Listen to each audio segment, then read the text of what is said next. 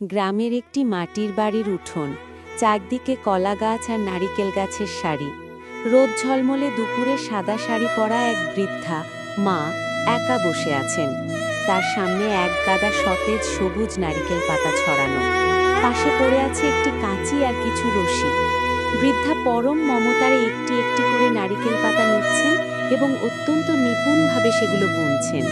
তার আঙুলের ছোঁয়ায় পাতাগুলো প্রাণ পেতে শুরু করেছে। প্রথমে পা, তারপর পিঠ, ধীরে ধীরে ফুটে উঠছে একটি বিশাল ঘোড়ার অবয়ব। এটি কেবল একটি খেলনা নয়, যেন এক জীবন্ত শিল্প। কাজ করতে করতে বৃদ্ধার মনে পড়ে যায় বহু বছর আগের কথা, যখন তার নাতি নাতনিরা ছোট ছিল। তিনি তাদের জন্য ছোট ছোট পাতার ঘোড়া বানিয়ে দিতেন। আজ তারা অনেক দূরে শহরে থাকে। বড় ঘোড়াটি বানাতে বানাতে তার চোখে যেন সেই পুরনো স্মৃতিগুলো ভেসে ওঠে। বিকেল গড়িয়ে সন্ধে নামছে।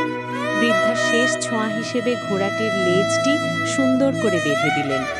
সবুজে ঘেরা উঠোনে দাঁড়িয়ে থাকা সেই বিশাল নারিকেল পাতার ঘোড়া দেখে মনে হচ্ছে সে এক্ষুনি টগবগিয়ে দৌড় দেবে।